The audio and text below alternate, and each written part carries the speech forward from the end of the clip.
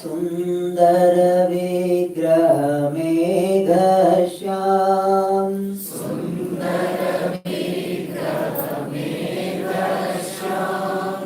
गङ्गातुलसीशालिग्राम्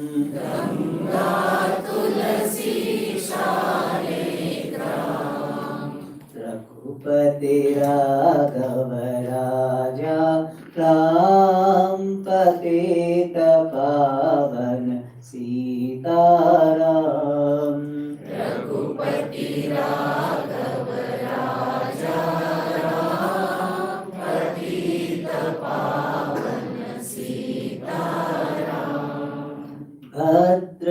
भद्रगिरीश्वर सीताराम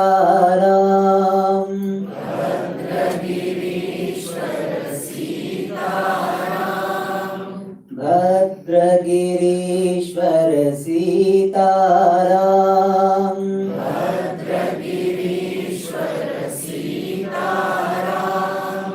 भगत जन प्रिय सीताराम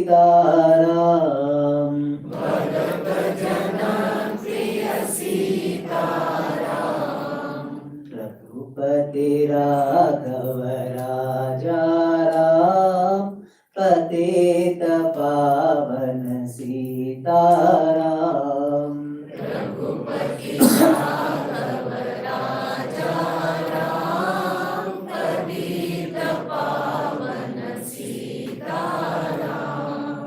जानकी रमणा सीताराम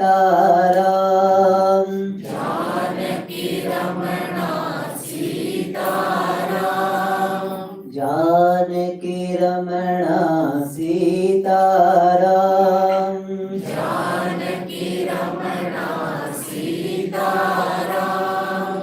जय जय Raghav Sitaram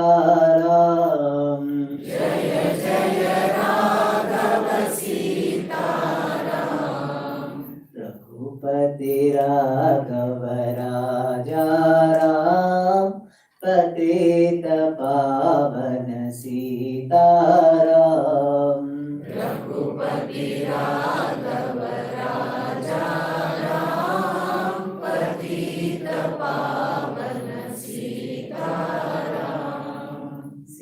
Sitaram Sitaram.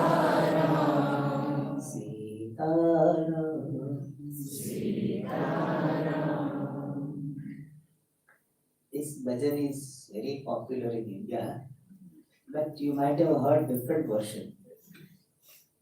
Originally, it was written by Lakshmanacharya as a part of his one book. And afterwards, Gandhiji added some verse. And therefore, Ishwar Allah, but originally it was not there. So this is the original. So I wanted to have the taste of the originals. Therefore I sang. And today is Sunday. Today is Sunday, no? The Sunday we generally chant Rama's bhajan. That's a convention. Alright. Please explain a Paroksha way of getting knowledge. As I understand, this type of knowledge is related to self-understanding. If you have only other examples, please share with us.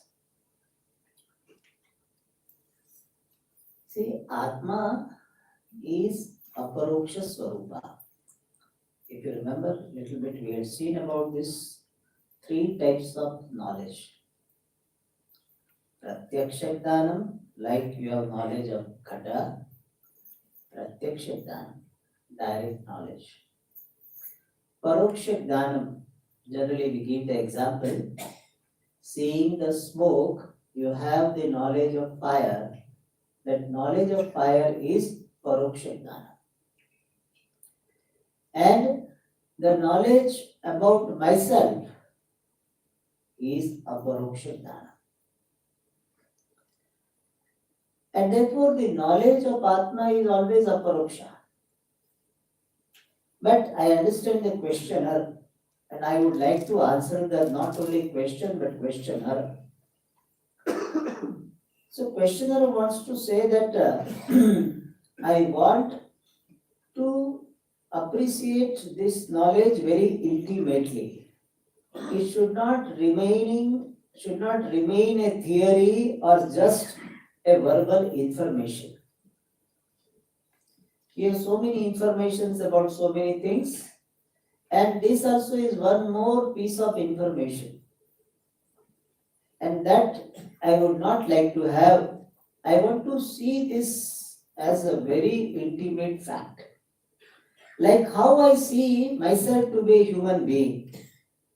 Do you have any doubt? I'm a human being. No. You are very clear about it. Even though according to Vedanta it is not a really correct knowledge, you are not human being because human being is your introduction with reference to the body. Really speaking, you are not human being. It's why somebody tells you, sometimes you are not a human being, so you don't feel bad about it. He's telling you are Brahman. कभी कभी बोल देते हैं ना तो आदमी जैसा नहीं है, so you don't feel bad about it. If you have Vedantic vision, all abusive terms you can turn into glorification. Really? बोले कि तुम्हारे में बुद्धि ही नहीं है. हाँ, मैं तो बुद्धि का साक्षी हूँ, तो मेरे में कैसे बुद्धि होगी? How can I? If somebody tells you don't have intellect, yes, I am the sakshi of intellect, so I don't have intellect. Anything they say, you can turn into your glorification.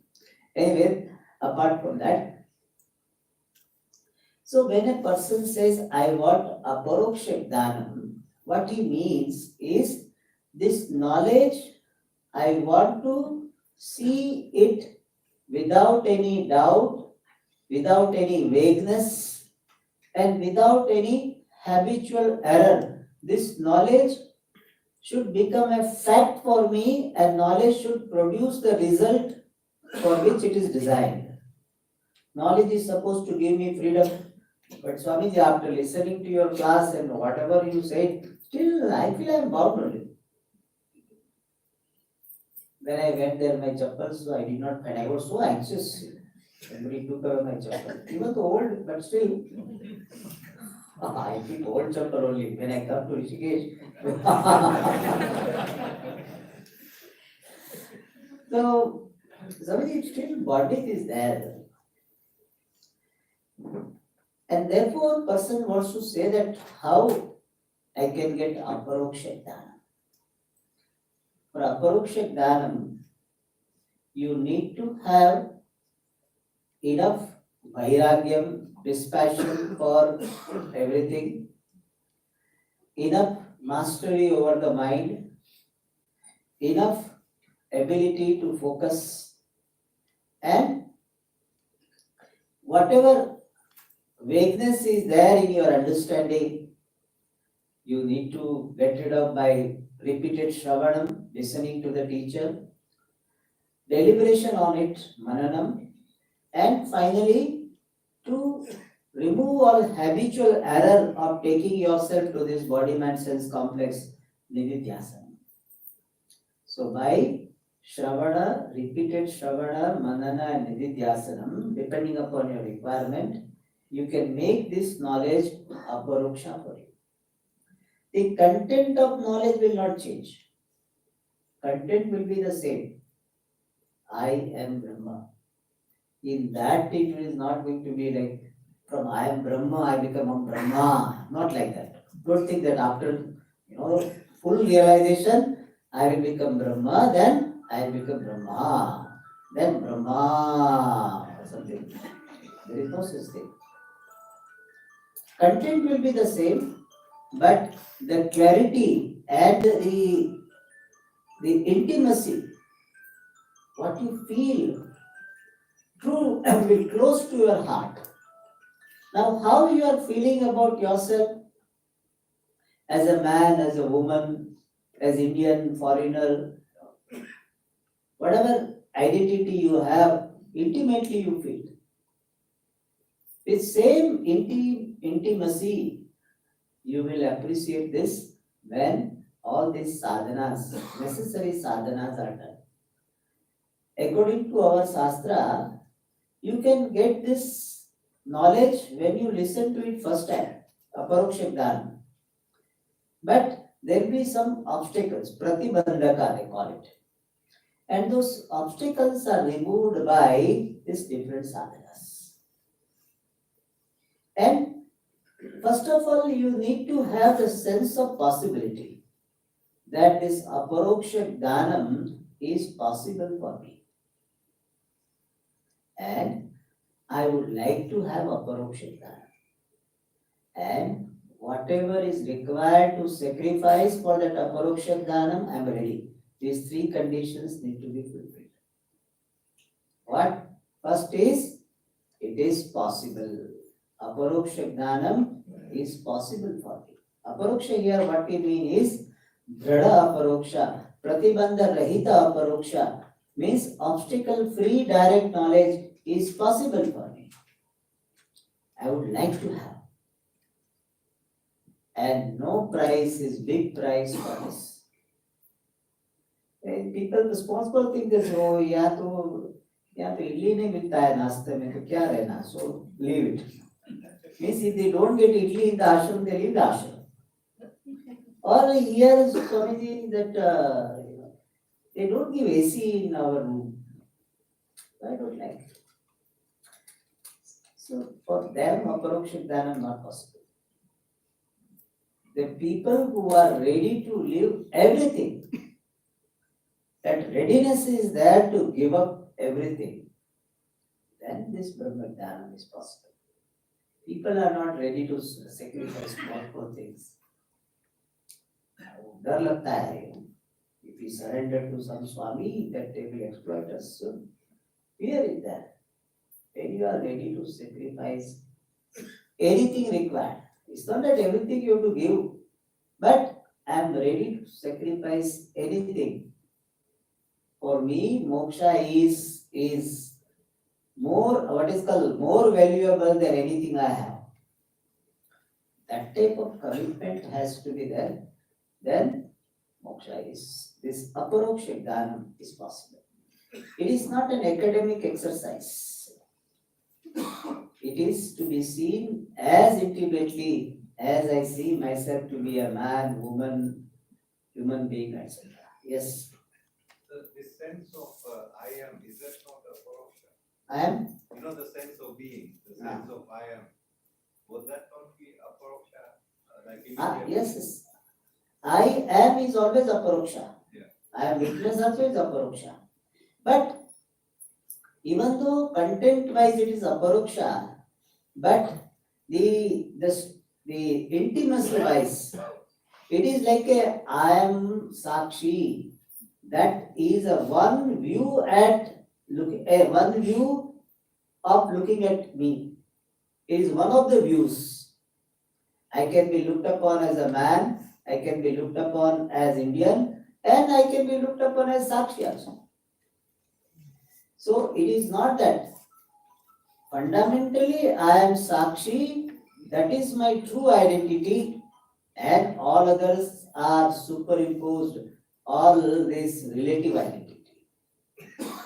When that appreciation is there, we call it effective aparoksha dhanam. Otherwise, I am Sakshi is aparoksha dhanam. Even I am a human being is aparoksha dhanam. Wherever I am involved, it is aparoksha dhanam. Subject-object duality is not there. Aparoksha dhanam. But generally in Vedanta, we talk about aparoksha dhanam in the context of Brahma dhanam. Therefore, we say Aham Brahmasmi is aparoksha dhanam. Alright. Is it okay? Okay, next. Was it your question? Okay. Whose question it is? Okay. But did it answer your question? Yes. Some more question in there you can ask for. How is morning meditation useful in the assimilation of knowledge? We are coming near that. First of all, we need to prepare our mind for doing that meditation which is meant for assimilation of knowledge. But at the same time, at the end of, if you were awake, you might have heard, at the end I said, I am Shantaha. So Shanti is by nature. If you're awake, otherwise you're already Shantaha. We did bring that aspect, small part of it. It's just a sample. In 1 week we cannot do much, so whatever we can do, we slowly will increase that part. Alright, today it was the first day only, and I was told that this meditation people could not hear. How many of you could not hear? Okay, so few are there. The later portion, Huh? Swamiji, the later portion, the first half was good. Ah, The later portion suddenly. later portion, slowly I become little more meditative. I will try my best. Okay. Yes, so, No, I think there was some technical issue. Yeah, I think so. The volume is not yes. yeah, something. Maybe you can use other mic. Where is current? Oh. We Ah. try that. Ah, We can you try. can use one meditation time. You can use that mic. Okay. So we'll try to address this. So somebody told me nicely today. One lady told me. He says, Swami, we heard only Om Namah Shivaya and Shanti Shanti.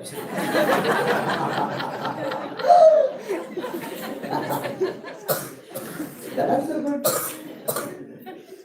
But you please check your ears also. Even though you may not like to wear, but ears.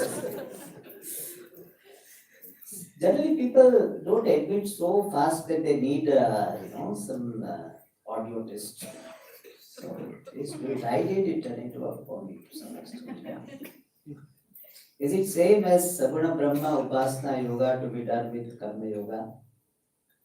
Saguna Brahma Upasana, yes, is to be. Is it means I don't know. It refers to meditation. Yeah. Yes, what we did is compatible to Karma Yoga as well. It can go with that. Yes. Same is Saguna Brahma Upasana. We did partly, and we slowly switch over to Nirguna Brahma, which is Atma. Lastly, we went the Saguna Brahma Upasana. This Ishvara Ishaya Namaha is a Saguna Brahma Upasana. So what we did in the meditation is Saguna Brahma Upasana predominantly. If it is different from Saguna Brahma Upasana, what is the placement of meditation? I said it is Saguna Brahma Upasana. Answer. Some people feel little bit lower, Oh, Saguna Brahma Upasana, or Saguna only, bus, that's all Saguna. Like you traveling by only second class, yes, third class. I tell you, for a very long time, people need Saguna Brahma Upasana. In Vedanta, sometimes what happens that you think that I am the only highest Swami. ये सब ठीक नहीं लगता है. All this Ishvara and Upa order and all this. Swami, you tell me about Nirguna. Nirguna I like. Nirguna. That some people have this. Yeah, if you outgrown, it is okay. But sometimes you have not outgrown, but you think you have outgrown and you have allergy to Saguna. It is something like you need medicine and you think you don't need medicine. It's dangerous. If you don't need medicine and you reject medicine, is good. But in some psychic issues, that's what happens. Patient think I am alright. I don't need medicine. All of you need medicine. In fact, sometimes he says that I don't need medicine. All of you need medicine. So that is little unhealthy, and sometimes it can be harmful in the sense that person is bypassing Saguna because he wants to bypass the world. Nama Rupa is having some allergy. See, remember the vision of Vedanta is that Nama Rupa is my manifestation only. So why should I be afraid or have allergy to myself? If you have allergy to yourself, you have a bigger issue. It's not a normal psychology, it's abnormal psychology. So in psychology, they have normal psychology, abnormal psychology. So if you have got this type of issue, that you want to somehow, no, I don't like to talk about this world sort of thing. Don't talk about the world and this puja or etc. Yeah, you might have outgrown, but you don't have allergy to that. See, all our Swamijis go there, we also go there. It's not that, oh, we are a Vedanta teacher, Nirguna Brahma teacher, we are. So we don't go. No, we do go. If we don't, if someday we could not go, we don't feel, oh my God, Bhagavad will be angry today. Today my class will not go well. Why? Today I did not go to the temple. That type of thinking is not there. Sometimes I was in one ashram, there is no such temple and all. So it's okay. So we don't miss it. But if it is there, we go there. Nothing wrong. So if you have got, if somebody has got some allergy to all this, some positive hatred towards that, then something needs to be put it. Initially, if a person feels sleepy during meditation and continues his attempt to meditate, would he become more alert in due course and become fit for meditation? See, feeling sleepy in meditation is very normal.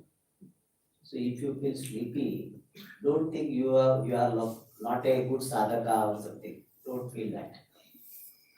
It's very normal. Because why you feel sleepy? Because the condition before sleep and condition in meditation are very similar. In meditation also you are getting relaxed. And when you are going to sleep also you are going to be relaxed. So they are very similar. And our mind has got tendency to jump. And in meditation we are trying to reduce that. And therefore naturally it will feel sleepy. But slowly by practice and auto-suggestion, that whenever I feel sleepy, I will wake myself up. Oh Lord, please help me in remaining awake. You give this suggestion, you give this prayer, that it will help you. You will remain awake. I would like to be awake. But in case you feel sleepy, don't blame yourself and don't say that next time I will not meditate. No. Therefore, if you have heard in the beginning, I said, I am not concerned, worried about the success or failure of meditation. The very fact that I am able to sit for meditation itself is a blessing. See, one principle is very useful to remember. When you feel good about yourself, then you will do good things. You will do things well. I had heard this sentence, I like it. When you take care of being, then doing will be taken care of. Means you feel good about doing something, you will do well. If you are not feeling good about doing about yourself, then you will not do it well. Therefore, when you are sitting for meditation, don't have concern, oh, if I fall asleep, what will happen? If I feel sleepy, every time I feel sleepy, this time also will feel sleepy. What is the use of meditation? No. I have the mind to sit for meditation. I have an opportunity for meditation. I have time for meditation. It itself is a fact I celebrate in my mind. That's all. See, if you have this frame of mind, slowly your sleepiness, your distraction, etc., will be reduced. Feel good about whatever you do. This is the principle. Don't drag yourself. You see, when I come for giving classes, or a class, then if I come like this, I tell you, I cannot deliver. You see, I am so enthusiastic, more enthusiastic than listeners sometimes. Listeners are feeling sleepy. I don't feel sleepy. So, when you feel good about it, you can do well. So, take care of being, then doing will be taken care of. So, if you are feeling sleepy, doesn't matter. But if you reduce that, you give auto suggestion. I will remain awake throughout the meditation. Oh Lord, please help me remaining awake. Pray that. And still you feel sleepy? Doesn't matter. Bhagwan did not listen to my, he has got sometime hearing, so he doesn't hear me. So next time he'll hear. Never lose this, what is called heart to meditate. It takes time. In Mandukya, they say that you have to make very long effort. They give the example of that bird who lost its eggs by and lost in the ocean. And this bird wanted to dry up the ocean by taking out a drop of water. And then all birds came to help. And then Garuda came and then request was done. Garuda said, I will dry you up. And therefore ocean had to give the eggs back. So, but that bird had that perseverance. I will try it up and get my eggs back. So that let it happen today, tomorrow, no problem. It is always better to do something than nothing in any pursuit. If you do something, some result will be there. If you don't do nothing, no result will be there. And something is always greater than nothing, mathematically. Even 0.001 is greater than 0. You follow that. Alright. Generally, Upanishads are dialogue between Guru and Shishya. So this one is unique, in a way unique, but still it is a dialogue among the students, and they are going to get knowledge by the grace of Ishvara. Ishvara is going to be the Guru, and they will get the knowledge, direct correction. So it is unique, in some way it is different, yes. In the Ishavasya Upanishad also there is no dialogue there directly. Some language is there which amounts to say that there is some listener. Otherwise there is no Guru Shishya Sambhada regularly. How to control negative thoughts? Is it good or bad to have such thoughts? First of all, stop branding thoughts as negative thoughts or bad thoughts. They are thoughts. By branding and by being obsessed about it, I have negative thoughts, I have negative thoughts, I have negative thoughts. You are becoming negative thoughts. So instead of that, you can say some thoughts are not very helpful or not helpful in my pursuit. Let me have the thoughts which are helpful in pursuit. And our approach should be positive in the sense you focus more on having positive thoughts rather than focusing on getting rid of negative thoughts. Which Swami used to say very nicely. He said, one political leader in India had given this, Garibi Hatao. Have you heard this? Garibi Hatao means remove poverty. He says not a good thinking. Instead of you have what thinking? Bring richness. Garibi hatao wise. Instead of saying bring richness. So similarly, let me get rid of this negative thought, bad thoughts. Instead of that, let me entertain more and more this empowering thoughts. They use the word empowering thoughts. Helpful thoughts. Conducive thoughts. The thoughts conducive to my pursuit. That is a better focus. Rather than focusing so much on getting rid of these bad thoughts and all, you become so obsessed with that, you become more and more intense. Generally it happens. What you are trying to remove forcefully, it comes back to you forcefully. Which Swami used to say, very nice example. He said, you tell the person that today in meditation, you should not think about monkey. That's it. So he will think whole meditation monkey only. Every day he was not thinking at all about monkey. Something else he was thinking, monkey was not coming. But today he has been told, don't think about monkey or varieties of monkey. That langur and this all, there are so many types of monkeys are there, chimpanzee, all this. All will come. So don't be obsessed with getting rid of something.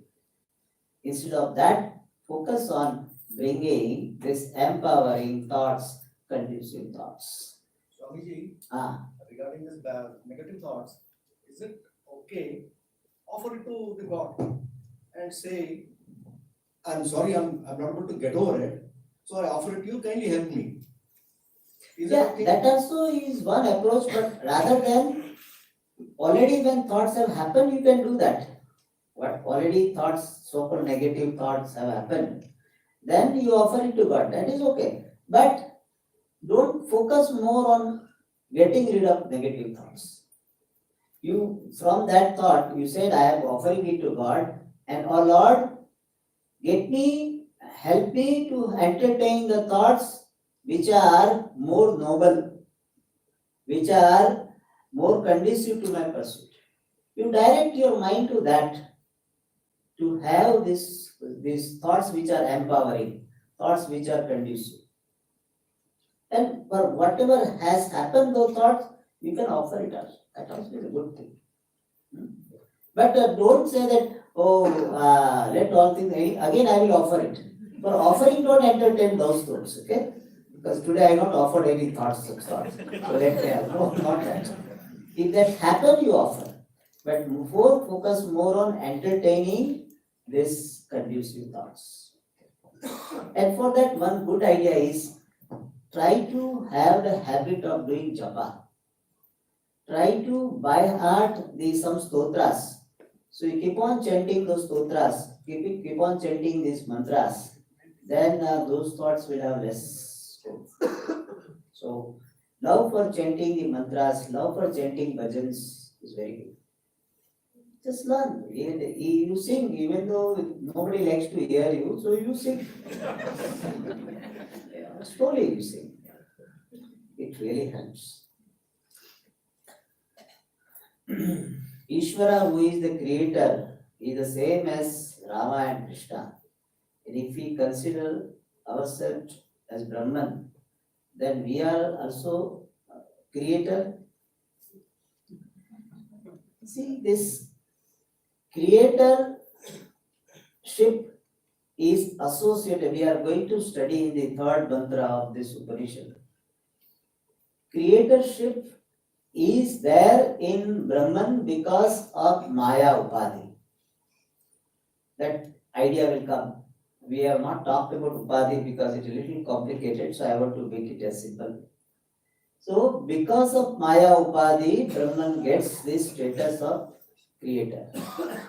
And that Upadhi is a Samashti Upadhi. And you are now holding on to individual Upadhi. And when you let go of individual Upadhi, then you can identify yourself as Brahman, and you can say, by my Maya alone, this world is created. But there will not be Vyavharika, empirical connection with Maya Upadhi the way Ishvara has.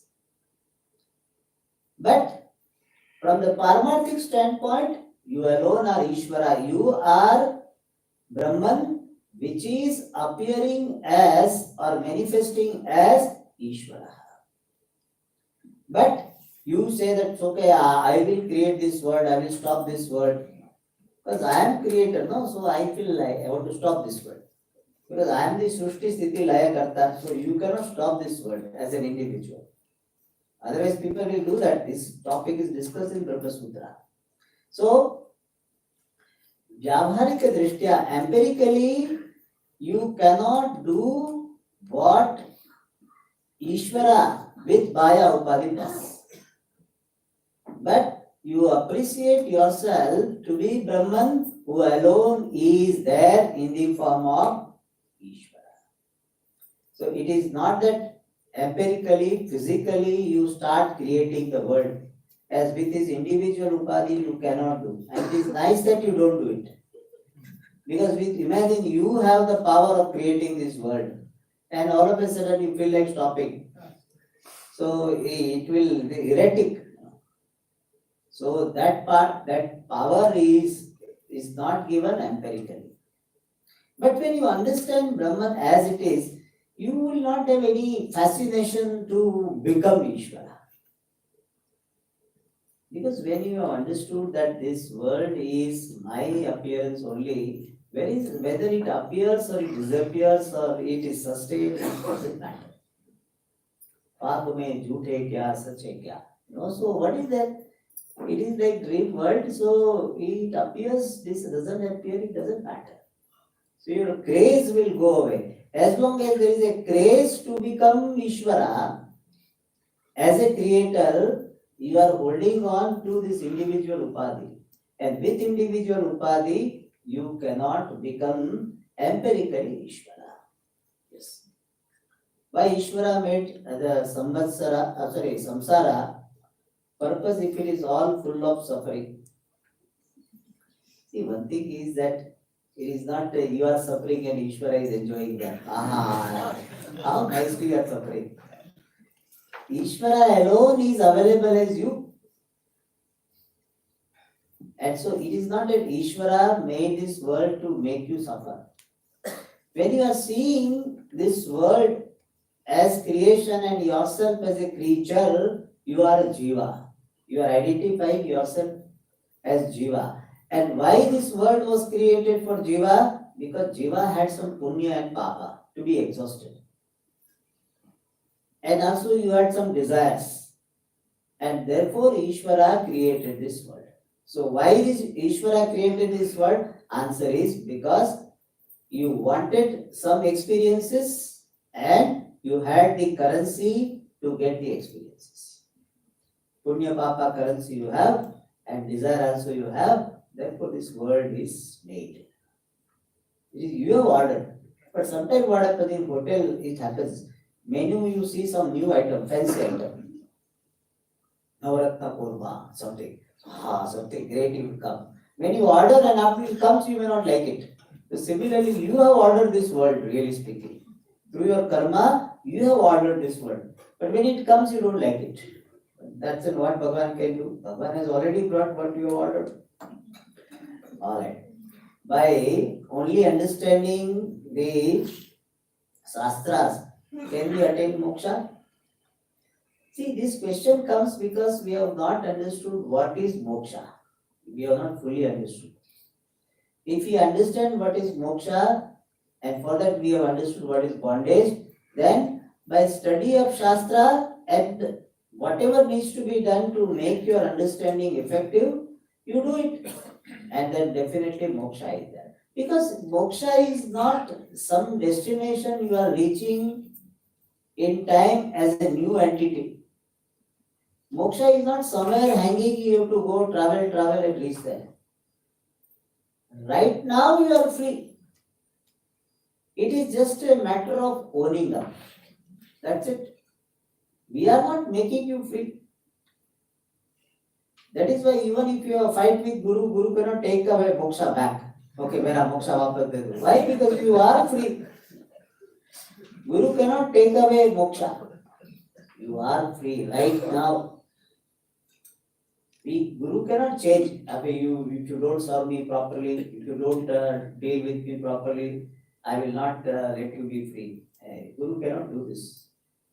Therefore, jocularly they say here that in Brahma Vidya, Dakshina is taken in advance. Why? Because after moksha, who is Guru, who is Shishya? Jocularly said, really it is not that. So you are free.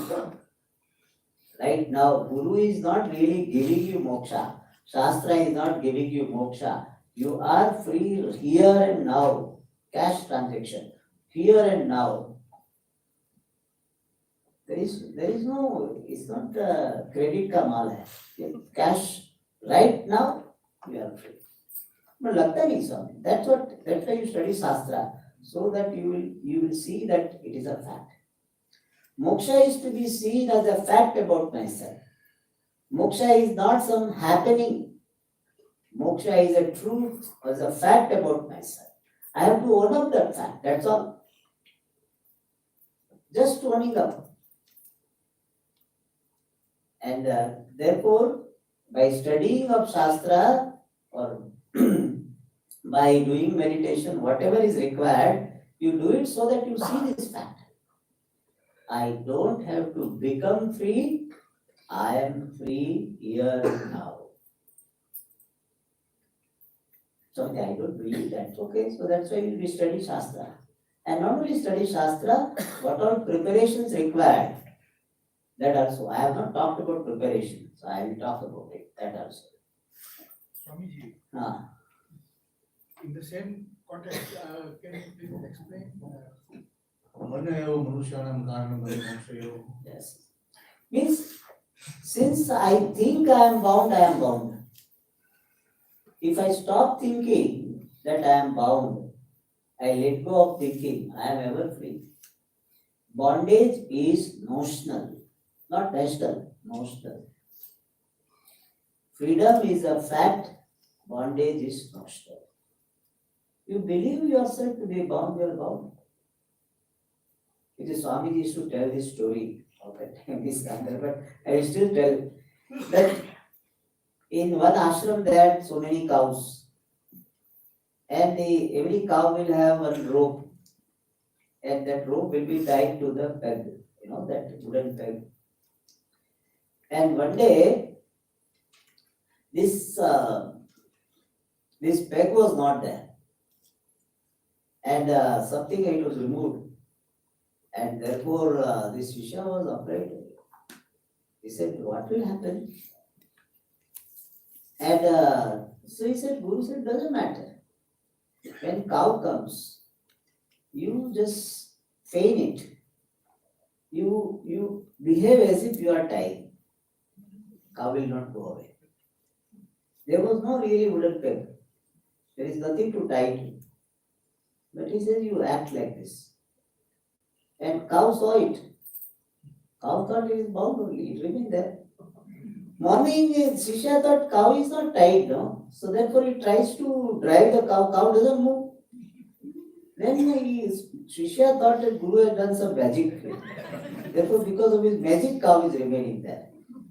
Then he said, Guruji, last time I did not really tie, but now it is not going away. He said, did you untie? Guruji said, did you untie? He said, I did not tie in the first place. He said, no, you had failed. You had, acted as if you were tying. So now you have to act what? As if you are untying. You do that, and he did it, and cow started running. So all of us are like those cows. We are thinking we are bound, therefore we are bound. Actually, we are ever free. I tell you, I feel this statement is so relieving statement. You enjoy the beauty of it. That how such a great fact is revealed. Whenever you own it up, but see the beauty of it. That Vedanta is not telling you will become free.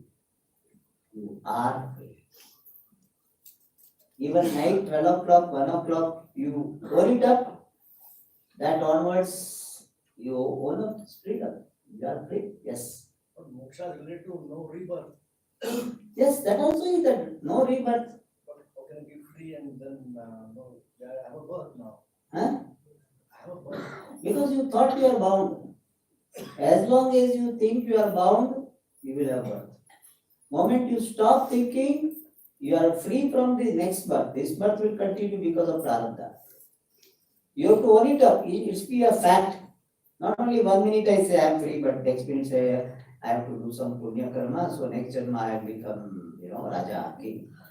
So then you are not owned up. When you stop thinking about your next birth, that I have no next birth. What is next birth? People do all this. That next birth I will get this. Who will do my karma? Even they study Vedanta, but they say, who will do karma for me? My children are in US. Means Vedanta not assimilated. When you have this, I don't require karma. I am free. Right now I am free and I will continue to be free. One doubt. Ah, There is a person who has achieved this, supreme knowledge, God is residing in me. That his own self-assessment on it. He you want? only knows that I Ah. have achieved. But how others will distinguish him as a Nobody can know decisively about others. I can act as if I am a free person. I can act even though I may not be a free person. Means I have not owned up freedom. Acting like a free person is not that difficult.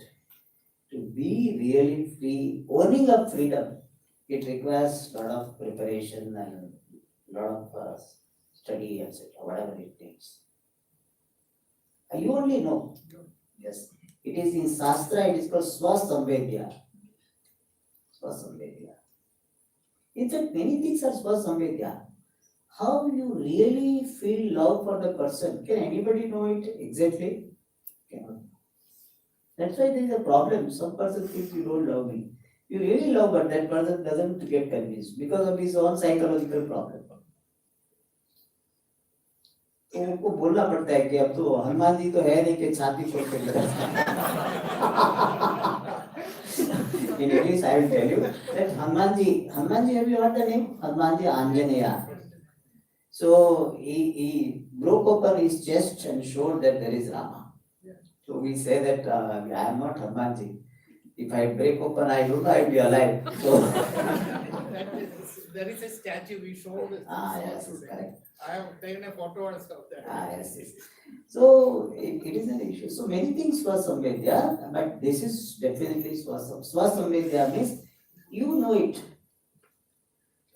whether you are free or not. And it is good enough. You know it and you own it up is good enough.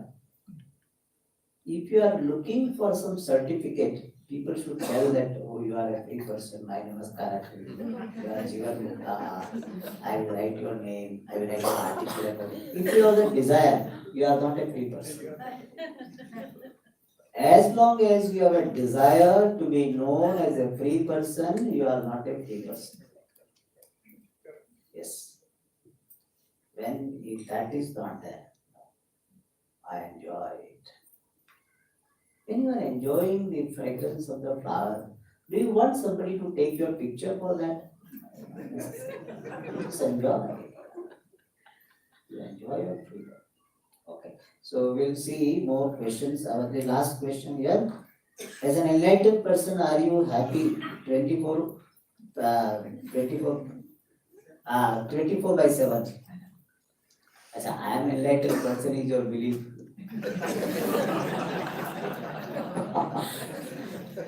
But I am happy, yes, generally I am happy. And sometimes because of some samskara, some pain comes, I am objective about it generally. Yes. But I am happy that I could create an impression in you, Abel.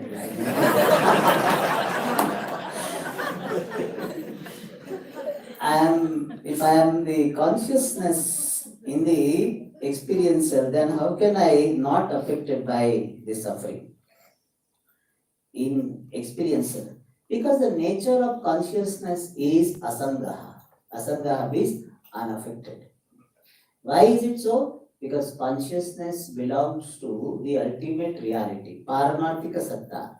And the happenings in the mind has got empirical reality. And for something to affect something, they should have same degree of reality, which is not the case here.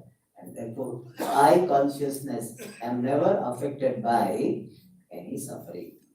Okay, more we'll see in the next class.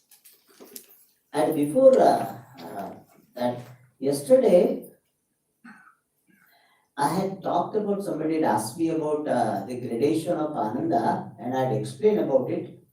Priya Moda Pramoda, content was correct, but the address I gave that it comes in Ananda Mimamsa, it is not true, it comes in Anandamaya Kosha. That description about Ananda is in both the portions, so wrongly it came to my mind. That address is not correct, content is right. And about Atma Paramatma, I had promised that I will talk about this. Atma refers to the individual self. The self obtaining in the individual body is called Atma. The self which is the cause, which is looked upon as the cause of the entire world, is called Paramatma. Brahma and Parabrahma are one. But sometimes the word used is Apara Brahma and Parabrahma. That time we sometimes say Apara Brahma is a Sopadika Brahma, Brahman with Upadi, and Parabrahman is Nirupadika Brahma, Upadi free. What is Upadi, etc.? We will see in the next class. Sopadik Brahma is the second Brahma. Huh? Sopadik Brahma is also second Brahma. Sopadik Brahma is the Brahma. Om Purnamada Purnamidam Purnat Purnamudachyate Purnasya Purnamadaya Purnamevavashishyate Om Shanti Shanti Shanti Hari Om Shri